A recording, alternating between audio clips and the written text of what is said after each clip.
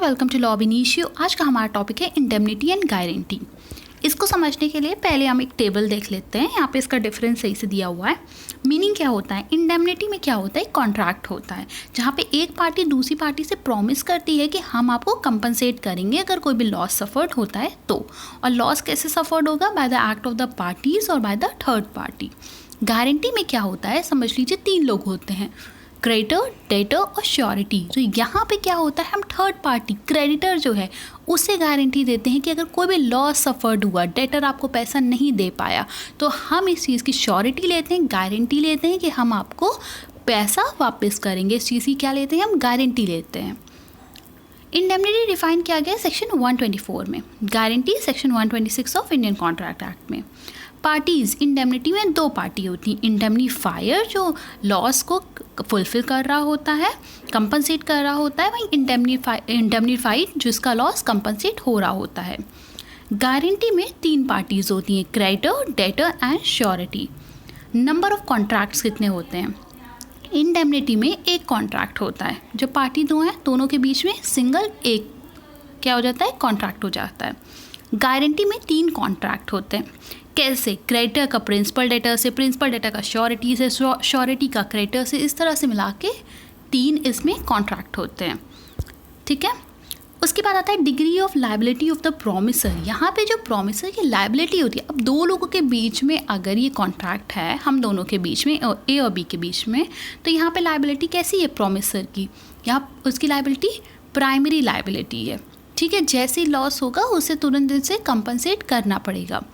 वहीं जो है गारंटी में जो लायबिलिटी होती है प्रोमिसर की, वो सेकेंडरी होती है। पहली लायबिलिटी किसकी है, डेटर की है, डेटर ने पैसा लिया है क्रेडिटर से, तो पहली लायबिलिटी डेटर की है। डेटर नहीं दे पाता है तो यहाँ पे अब आई लायबिलिटी किसकी, श्योरिटी की। तो यहाँ पे लायबिलिटी सेकेंडरी होती है।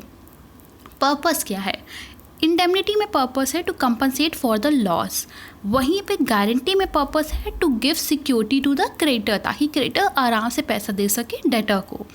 मैच्योरिटी ऑफ लायबिलिटी, इंडेमनिटी कब आएगा, व्हेन द कंटीजेंसी अकर्स, जब ऐसा हो जाता है तो। और जहाँ पे हम गारंटी की बात करते हैं वहाँ पे liability already exist when there default by promisee, that is principal debtor. यहाँ पे लायबिलिटी हमेशा एग्जिस्टेंस में रहती है। ठीक है, इसको कोई अकरेंस होने की ज़रूरत नहीं है किसी चीज़ की। वहीं इंडेमनिटी में क्या है, जब कंटीजेंसी अकर होती है तब इनकी लायबिलिटी आती है। तो ये हमने डिफरेंस समझ लिया।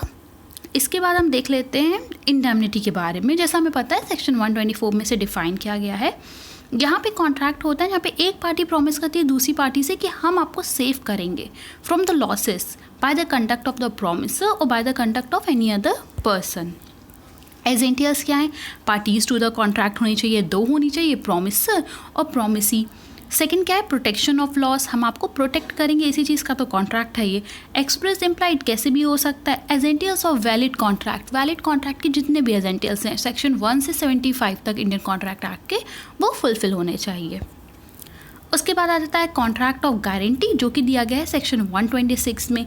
इसके एजेंटियर्स क्या है, हमने जैसा देखा इसमें तीन पार्टीज होते हैं, ट्री पार्टाइट एग्रीमेंट होता है ये।